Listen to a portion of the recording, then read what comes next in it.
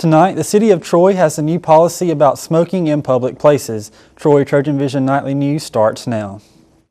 From the high-definition digital production center on the Troy campus, with news from Troy University locations around the world, this is Troy TrojanVision Nightly News. Hello and welcome to Troy TrojanVision Nightly News for June 26, 2013. I'm Hunter Beck. Thank you for joining us this evening. There will soon be fewer places to light up in the city of Troy as the City Council voted Tuesday night to ban smoking in public places. Felicia Payne has more. Troy City Council voted unanimously Tuesday night to ban smoking in all public places in Troy. This is a vote that the City Council feels will make Troy a healthier place to live. My thoughts today about the vote with the no smoking ban is that we've done a marvelous job as far as trying to make sure the citizens of Troy are healthy.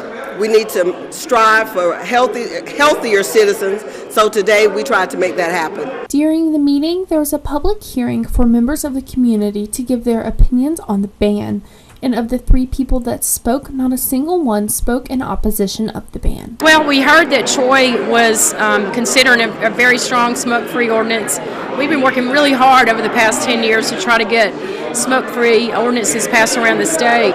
I was delighted that all 5 city councilmen voted for it. That's really awesome. But what will happen to the business that has been in the middle of all the discussion since the beginning? Well, we were working on having the hookahs in the inside, but we do have an outside smoking area where we are allowed to still have the hookahs. So the ordinance kind of diversified the business, and it's allowed us to still have the non-smokers that don't like the hookahs come inside, and the people that want the hookahs to be able to come outside and smoke. And under the new ordinance, people will be allowed to smoke outdoors within 20 feet of an entrance or exit of a business, including outdoor decks of bars.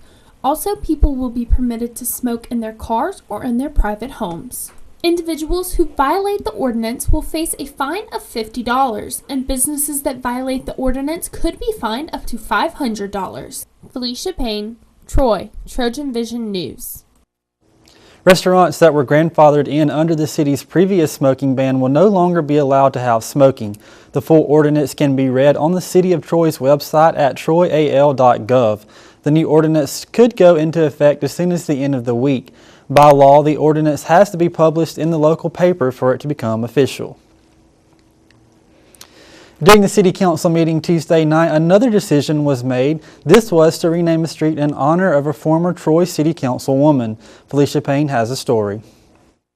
Walter Street in Troy has been renamed Johnnie Mae Warren Avenue in honor of Johnnie Mae Warren, who was the first African-American woman to sit on the Troy City Council in 1985 and was an influence on the way the city is run to this day.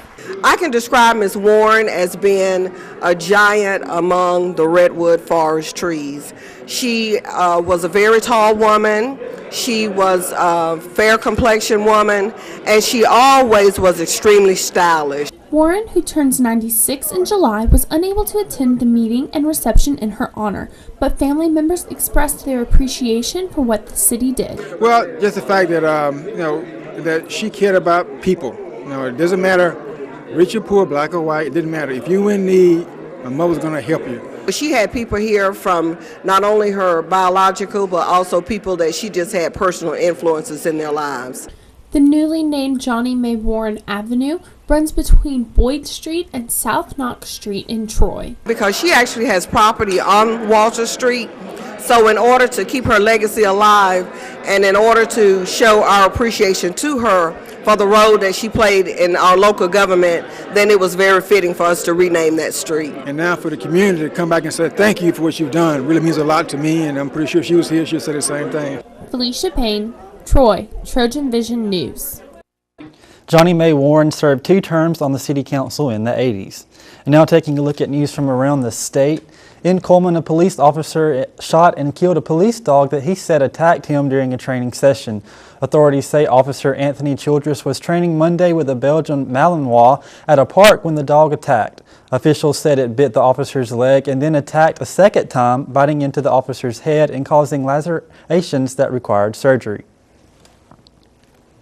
In Selma, 2 juveniles have been taken into custody after a suspicious fire destroyed an abandoned home. The blaze began yesterday afternoon a few blocks away from Old Live Oak Cemetery. Fire officials suspect arson.